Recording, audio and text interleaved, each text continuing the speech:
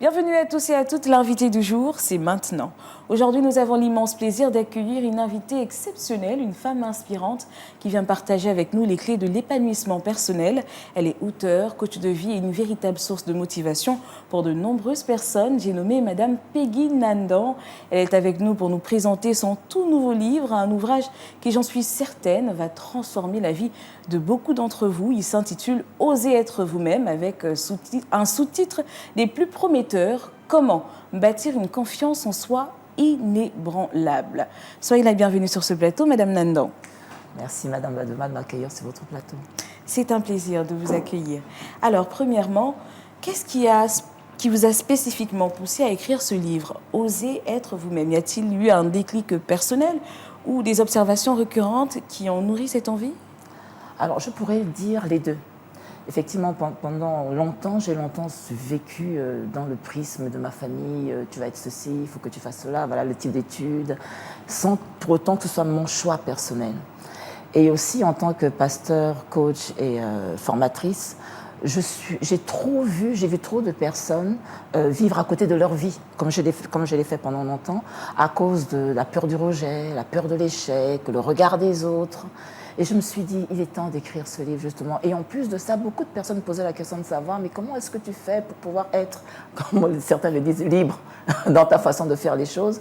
Je me suis dit, c'est peut-être le moment d'écrire cette histoire et d'expliquer mon parcours, parce que c'est vrai que c'est un livre témoignage aussi appuyé sur des clés bibliques, mais c'était le moment pour moi de faire cette sorte d'exutoire et surtout de pouvoir donner cet outil à la plupart des personnes que je rencontrais et qui avaient ce besoin-là, qui était récurrent. Très bien. Et c'est votre premier livre? Alors, c'est mon premier livre édité, mais bien avant celui-là, j'ai sorti une série introspective intitulée Le bilan de mon âme, que je suis justement en train d'éditer pour pouvoir après écrire maintenant la suite de celui-là. C'est le deuxième, disons le troisième, mais le premier édité. Très bien. Alors, vous l'avez dit tout à l'heure, vous avez plusieurs casquettes, pasteur, formatrice, coach. Comment arrivez-vous à jumeler tout ça, sans compter le fait que vous êtes également épouse et mère de famille? Alors, je commencerai par épouse. C'est vrai que pour faire ce genre de travail, il faut vraiment avoir quelqu'un de compréhensif. Et je tiens à rendre grâce à Dieu pour l'homme qui est mon époux, qui me soutient énormément, qui m'aide et qui m'accompagne dans tout ce que je suis en train de faire. Et vraiment un grand merci. Mais au-delà de ça, j'ai aussi une équipe. C'est vrai qu'en tant que pasteur, je ne travaille pas seule, j'ai une équipe. En tant que formatrice, pareil. Avoir les bonnes personnes, c'est fondamental. Et c'est d'ailleurs l'un des points que je souligne dans ce livre. Le bon environnement est fondamental pour exprimer tout ce qu'on est capable de faire. J'ai des personnes qui me soutiennent, j'ai des personnes qui m'aident, qui font un travail en amont. En fait, la réalité, c'est qu'aujourd'hui, moi, je ne fais que ce que moi seule peux faire. Tout le reste, je délègue. Je suis une pro de la délégation. Eh bien, dis donc, c'est peut-être votre secret. Oui. C'est vraiment... La délégation est une clé importante pour faire le maximum de choses possibles. Il faut qu'on apprenne à faire confiance aux personnes. Je pars du principe que je ne connais pas tout et que les personnes autour de moi ont des potentiels, des capacités que je n'ai pas. Et je apporter un plus. Absolument. Ah oui, absolument. Je suis entourée de personnes formidables. Et justement, ce livre, c'est vraiment le concours, la participation de beaucoup de mains qui ont permis de faire en sorte que ce livre puisse sortir. Sans compter le fait que mes enfants sont aujourd'hui autonomes, donc tant mieux. Wow. Je peux faire beaucoup plus de choses. Effectivement. Alors, le sous-titre de votre livre, c'est « Comment bâtir une confiance en soi inébranlable ». Dans votre expérience, qu'est-ce qui rend la confiance en soi si fragile pour beaucoup de personnes et pourquoi est-il crucial de la rendre inébranlable, selon vous?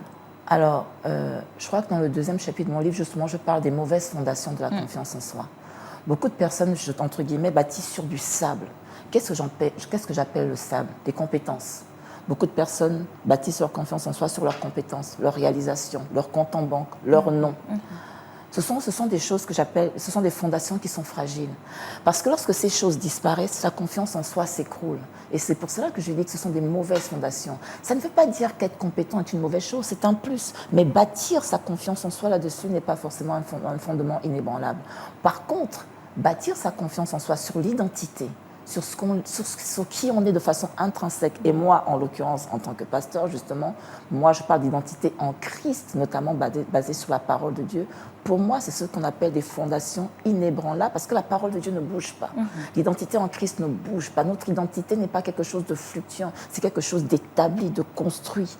Et c'est pour cela que pour moi, c'était important d'orienter ce livre dans ce sens-là. Dans ce sens, effectivement. Alors, on parle de confiance en soi. Comment la définissez-vous dans votre livre et en quoi votre approche diffère-t-elle des notions classiques de la confiance en soi? Alors, beaucoup de personnes utilisent ce qu'on appelle communément le développement personnel. On se répète des bonnes phrases. Je suis le meilleur, je suis... Effectivement. Pour moi, la confiance en soi, ce n'est pas seulement ça. C'est beaucoup plus que ça. La confiance en soi, c'est être au clair avec qui on est, avec ce qu'on vaut et avec ce qu'on porte. Avoir une conscience aiguisée de ce que nous portons dedans de nous. Parce que je pars du principe que tout être humain a quelque chose. Aucun être humain ne vient sur terre vide. Si l'on part, et ça c'est ma fondation, je crois que c'est Dieu qui nous a créés. Et Dieu nous a créés. La Bible dit que Dieu a créé l'homme à son image et à sa ressemblance. C'est-à-dire qu'il y a une part de divinité en nous qui est là et qui nous permet de manifester tout ce pourquoi ce Dieu nous a créés sur la terre. Donc pour moi, c'est ça la véritable confiance en soi, c'est qui je suis, qu'est-ce que je vaux et qu'est-ce que j'ai au-dedans de moi. Et en quoi est-ce que ma méthode aujourd'hui diffère? Mon livre n'exalte pas l'ego en disant je suis la meilleure, je peux réussir. Bien sûr que j'ai tendance à parler, mais c'est pas. Mon livre aujourd'hui s'appuie sur des clés bibliques, des clés pratiques, s'appuie sur des exercices, s'appuie sur un processus transformationnel qui emmène les gens à faire une véritable introspection. Parce que je pars du principe que quelqu'un qui ne rentre pas en lui-même ne se découvre pas. Et c'est la méthodologie que j'utilise. Chapitre après chapitre, j'emmène les gens à se poser les véritables questions sur eux-mêmes afin de pouvoir avoir les véritables réponses. Parce que sans véritable réponse, on peut se tromper de chemin. Très bien. Alors, vous avez parlé des clés. Votre livre promet justement des clés.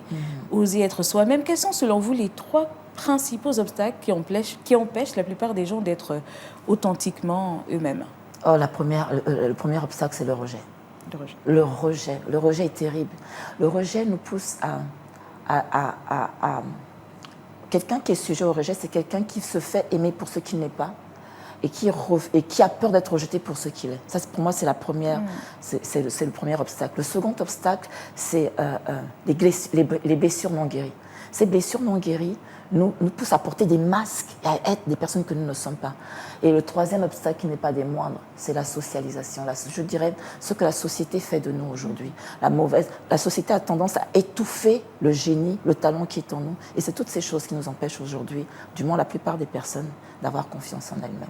Et pour moi, c'est qui est un vrai drame. Effectivement.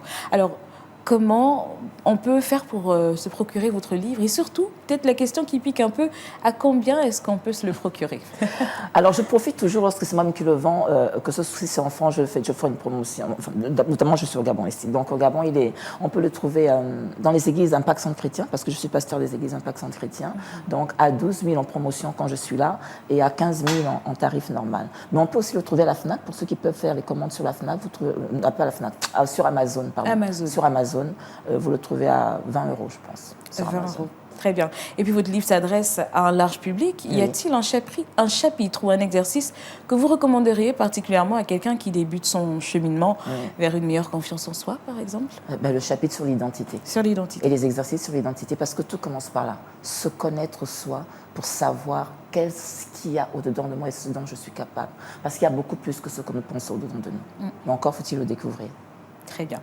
Alors, vous avez accompagné de nombreuses personnes à déployer leur potentiel. Pouvez-vous nous donner un exemple concret, sans révéler l'identité, bien sûr, d'une situation ou d'une personne que vous avez, qui a radicalement changé de vie en appliquant les principes de votre livre sur la confiance en soi? Oui.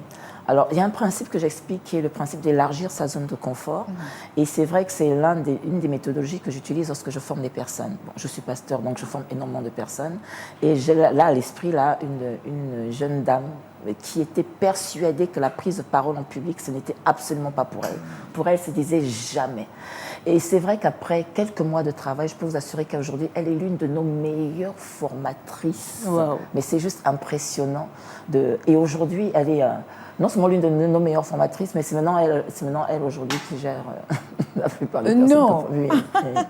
Donc vraiment, j'aimerais encourager les gens à se découvrir. Et c'est justement, ce livre est une invitation à prendre rendez-vous avec soi-même pour découvrir le puits de potentiel que nous sommes.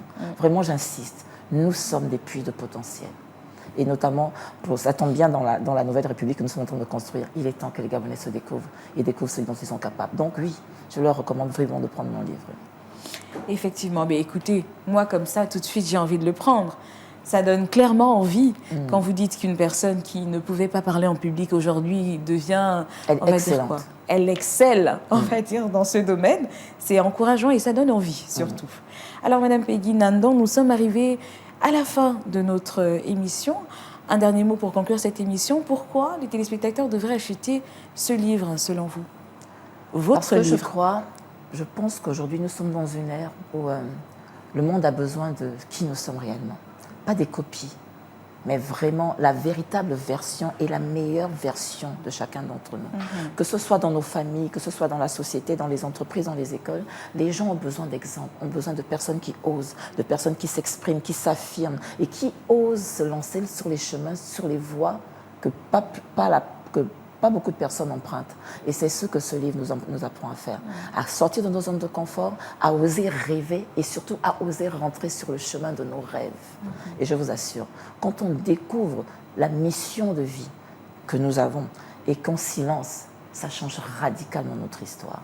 En tout cas, pour moi, ça a changé radicalement mon histoire. Excellent. Mais ça prend quand même un petit temps. Ah oui, mais ça dépend aussi de la quête et de la soif et de la dimension du rêve. Mais c'est vrai que ce n'est pas quelque chose qui se fait, je vous le concède, hein. Ce n'est pas du jour au lendemain. C'est vraiment pas du jour au lendemain. Mais c'est possible. Bien sûr que c'est un processus. Et justement, ce livre suit la méthodologie de ce processus. Mais c'est possible.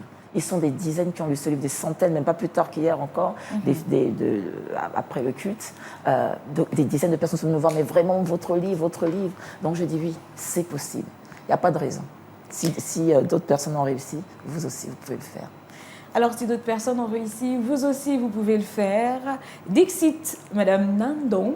Alors, un immense merci à vous, Madame Nandon, merci pour avoir partagé avec nous les précieuses clés de votre livre. Merci à toute l'équipe technique aussi pour cette émission. Et merci à vous, fidèles téléspectateurs, d'avoir été avec nous. Ralph Waldo Emerson disait « La confiance en soi est le premier secret du succès. » Mais encore, Madame Nandon, elle dit dans son livre « Tu n'as pas été créé pour imiter, tu as été formé pour briller tel que tu es. » Prenez soin de vous, osez être vous-même. Et on se retrouve très vite pour une nouvelle émission de l'invité du jour. En attendant, bonne suite de programme sur Gaban 24.